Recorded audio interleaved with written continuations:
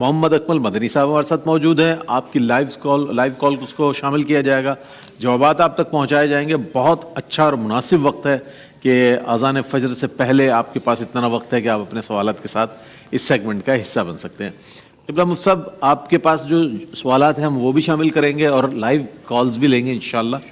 تو مفتی صاحب یہ فرمائیے گا کہ وہ ایک سوال جو 2-3 دن پہلے ہوا تھا, وہ صاحب کنفیوژن تھی ان کو کہ وہ بغیر احرام کے جدہ پہنچ گئے تھے اور احرام ان کا لگیج میں تھا. تو وہ کہتے ہیں کہ اس حوالے سے میرے لیے کیا حکم ہے؟ دم کا آپ نے فرمایا تھا کہ دم کی کیا صورت ہوگی؟ وہ دیکھیں وہ یقیناً نیت کے بغیر آگے چلے گئے ہوں گے, کیونکہ ہمارے یہاں اکثر یہی ایک ذہن ہوتا ہے کہ پہلے احرام کی چادریں پہنتے ہیں پھر نیت اور کرتے پھر نیت کرتے ہیں. تو اگر وہ بغیر نیت کے کراس کر گئے ہیں تو پھر تو اس پر تو دم لازم ہے. اور نیت کر لی اگر نیت کر لی ہے تو پھر دم نہیں ہوگا, پھر صدقہ ہوگا, کیونکہ پھر سمجھ لیں پہنے ہوئے کپڑے یعنی سلے ہوئے کپڑوں کے اوپر نیت کر لی ہے, صرف اس کا وبال ہوگا.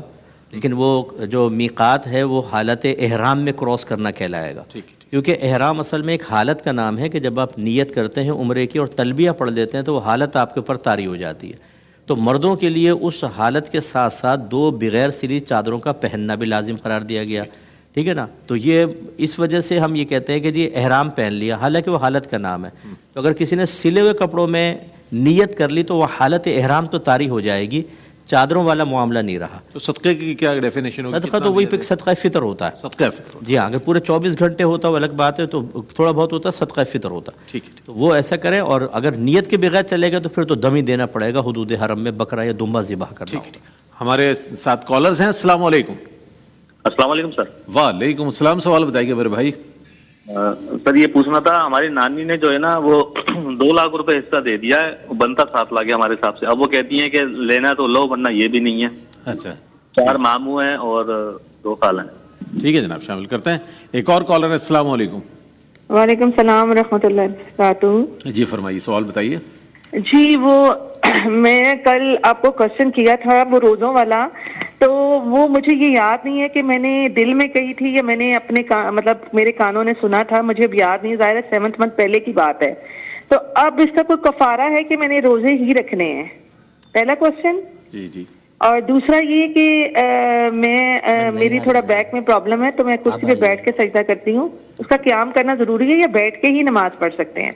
ٹھیک ہے جناب, اور انشاءاللہ ہم آپ کے سوالات کو, مزید سوالات کو بھی شامل کریں گے. مفتی صاحب کیا فرماتے ہیں؟ اچھا, یہ ہماری بہن نے سوال کیا تھا کل کہ میں نے کسی کام کے ہونے کی وجہ سے میں نے نیت کر لی تھی روزوں کی, اور گزشتہ 6-7 مہینے سے روزے رکھ رہی ہیں. تو آپ نے جواب ارشاد فرمایا تھا کہ اگر ایسا کہا ہو کہ منہ سے کہا ہو آپ نے اور خود سنا ہو تو اس صورت میں تو اس کو کنٹینیو کرنا پڑے گا, اور اگر ایسا نہیں ہے صرف آپ کا ارادہ تھا اس طرح کا تو پھر اس کو موقوف کیا جا سکتا ہے. تو وہ کہہ رہی کہ کیا اس کا میں مزید اس کو کنٹینیو کروں؟ ابھی میں بھی اس بات کو نہیں وہ کر پایا. تو یہ تھا. اور سجدہ صاحب کے حوالے سے بھی انہوں نے کہا کہ میں بیٹھ کر سکتی ہوں. ظاہر ہے بیٹھ کر ہی ہوگا سجدہ, تو کھڑے ہو کر تو ہوگا نہیں. تو اس حوالے سے بھی ان کا پہلی بات تو وہی کہ اگر انہوں نے صرف دل میں نیت کی تھی تو کنٹینیو رکھنے کی حاجت نہیں ہے. اور اکثر ایسی ہوتا ہے کہ دل میں ارادے کر لیتے ہیں بہت اتنی آواز سے کہ اپنے کان سنے, بہت ہی کم لوگ کہتے ہیں. ایسا ہوتا ہے. اگر ہماری سسٹر نے صرف دل میں نیت کی تھی تو اس کو موقوف کر دیں سلسلے کو. اور سجدہ صاحب بیٹھ کے کہہ رہی ہے. جی جی.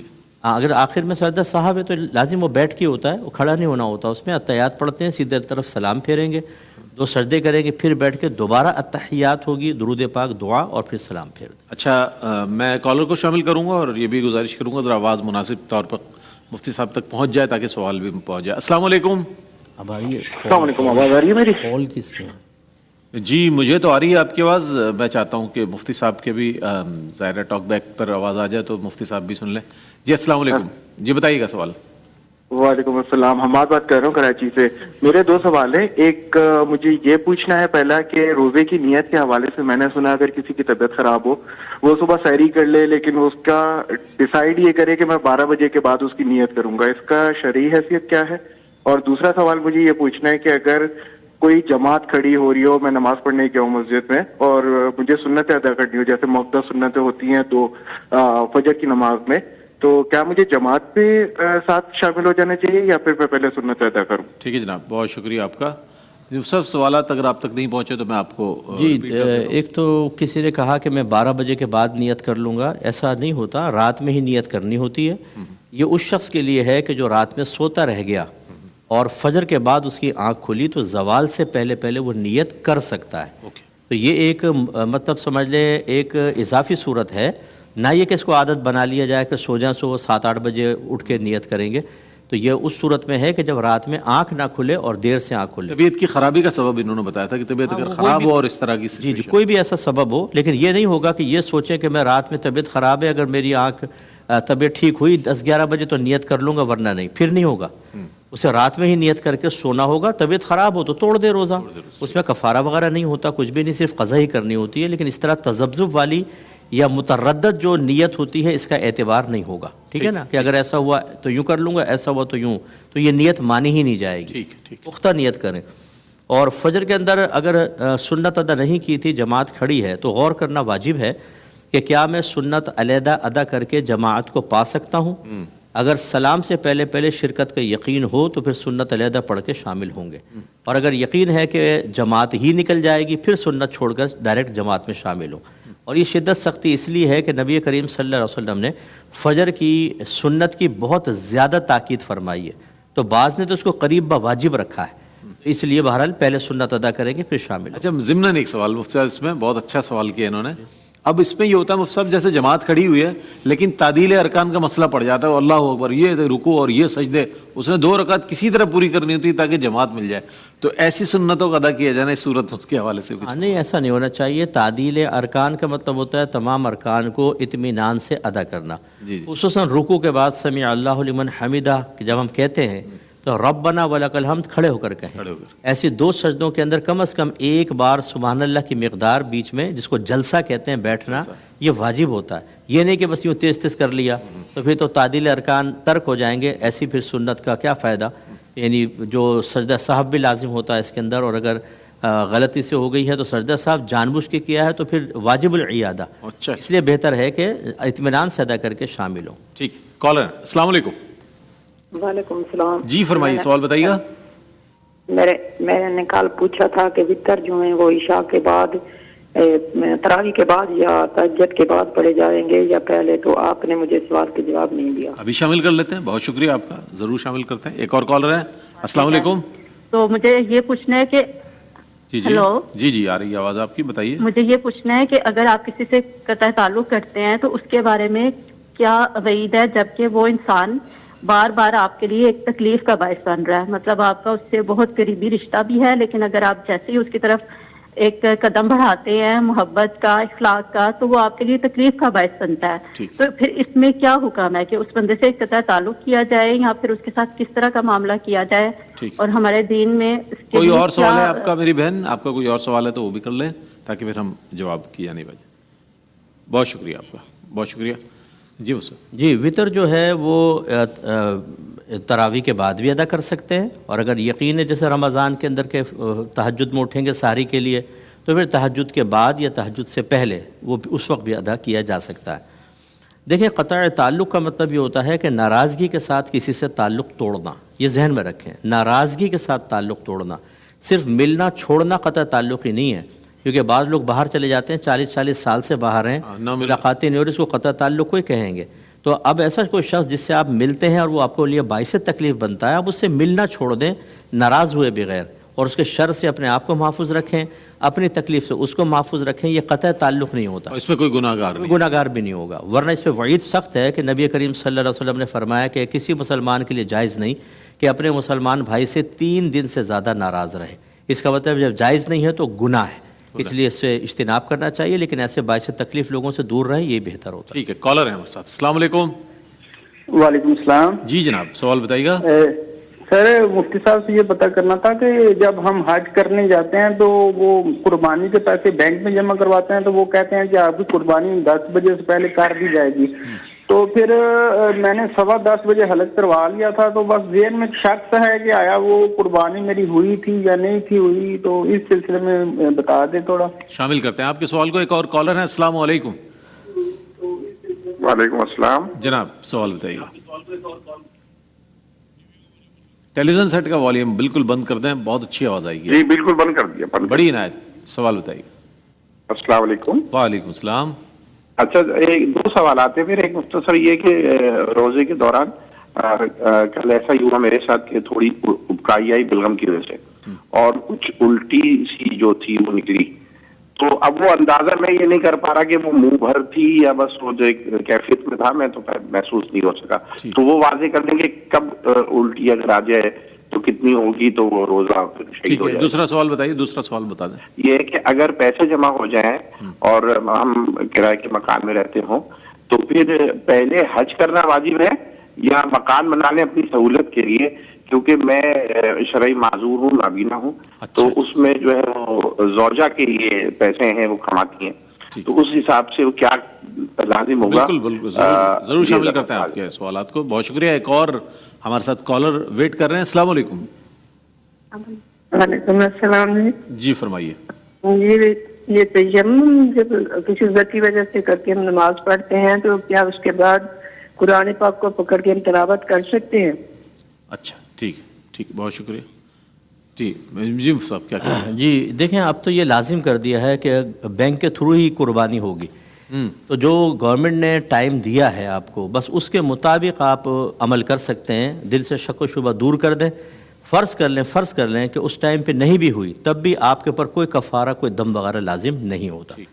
दूसरी बात यह है कि वोमिटिंग से रोज़ा नहीं जाता, जो अचानक खुद ब खुद उबकाई आती है, मुँह भराए चाहे गैर मुँह भराए। अच्छा। 3 शराइत जमा होती हैं, तब होती हैं कि रोज़ा याद हो, जानबूझकर आपने वोमिटिंग के लिए कोई अमल किया हो, और तीसरा मुंह भरो। जबकि ये तो उबकाई वैसी चिकनाई वगैरह खा लेते हैं, ज़्यादा हम खांसी की वजह से उन्होंने कहा कि इस तरह से, या खांसी की वजह से, इससे रोज़ा नहीं जाता, पूरा करना होगा। और पैसे अगर जमा किए हैं और घर बनाने की ज़रूरत है, जिससे कहते हैं किराए के, तो ये हज पर फ़ौक़ियत रखता है। अच्छा। क्योंकि ये हाजत असलिया है, और जब हाजत असलिया में पैसा मुस्तग़रक़ हो तो फिर हज फ़र्ज़ ही नहीं होगा। ये फ़ौरन से पेशतर अपने मकान वगैरह का इंतज़ाम कर ले।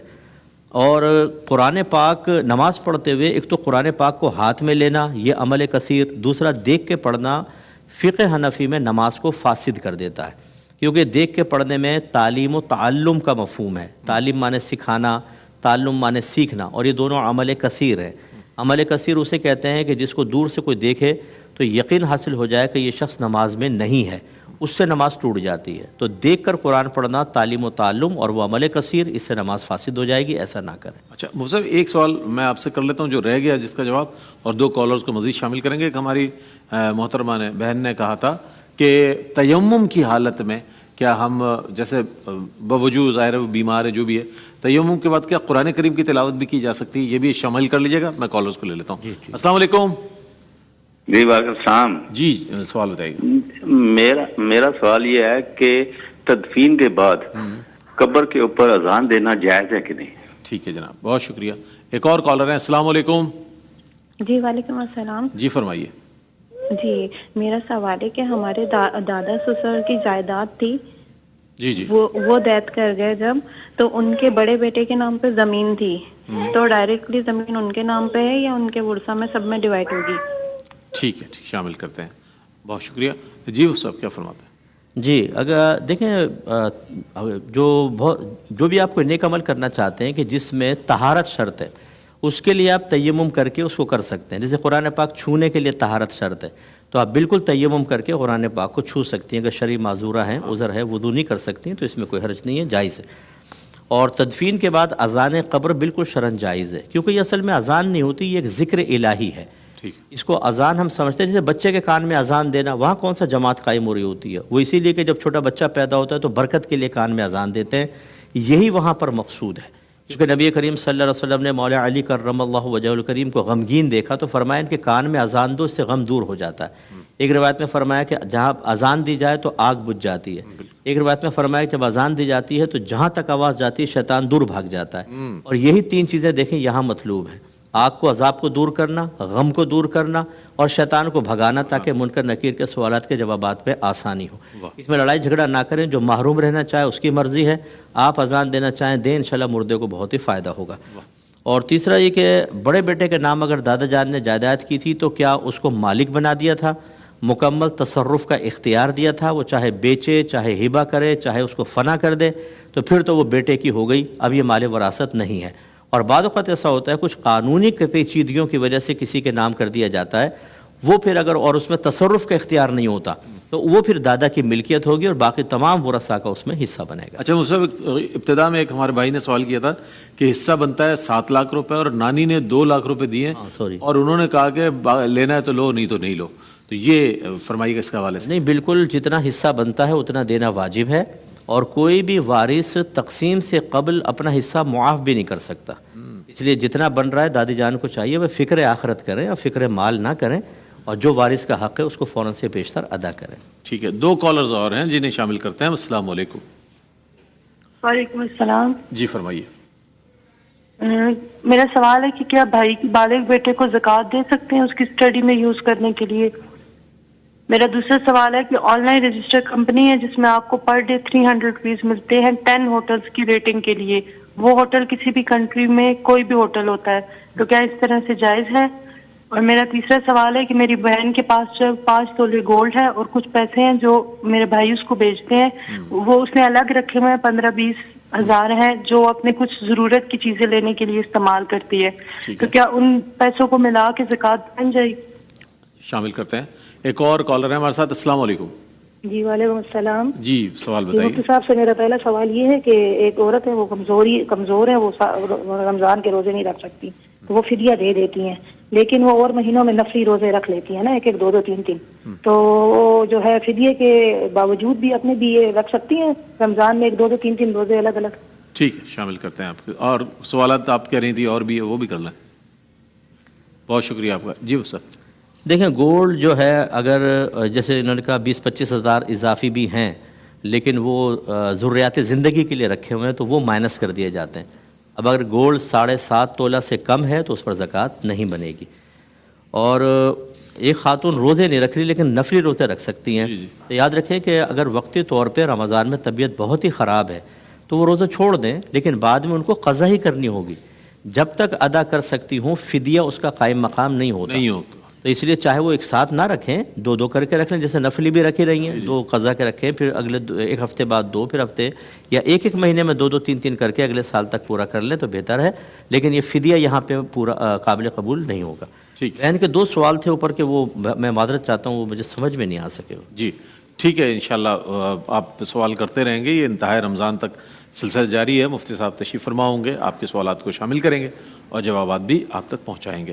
ناظرین محترم، یہاں پر یہ سلسلہ تمام ہوا آپ کے سوالات کا، اور ہم بڑھ رہے ہیں اگلے مرحلے میں، یعنی کہ آذان فجر کی جانب، اور قاری عمیر نقشبندی آذان فجر کہیں گے، اس کے بعد ہم آپ کی خدمت میں حاضر ہوں گے تو بارگاہ رسالت مآب صلی اللہ علیہ وآلہ وسلم میں ہدیہ درود و سلام پیش کیا جائے گا، چونکہ آج جمعۃ المبارک ہے، مبارک دن ہے، سید الایام ہے، دنوں کا سردار ہے، تو اس اعتبار سے ARYQ TV الحمدللہ یہ اہتمام کیا کرتا ہے ہر سال جب بھی ماہ رمضان میں جمعۃ المبارک ہوتا ہے تو بارگاہ ختمی مرتبت صلی اللہ علیہ وآلہ وسلم میں ہدیہ درود و سلام پیش کیا جاتا ہے۔ تو حاضر ہوتے ہیں وقفے